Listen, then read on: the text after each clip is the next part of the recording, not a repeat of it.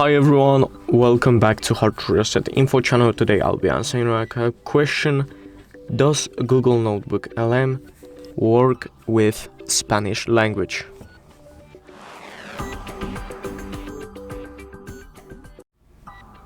So as you guys see, I'm already on the main screen. I'm going to hit NotebookLM and create a new one. I copied a Spanish text, so let's see.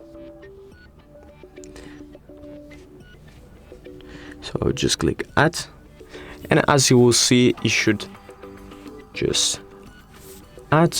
Let me just ask chat, and as you see, it works. You can even translate whole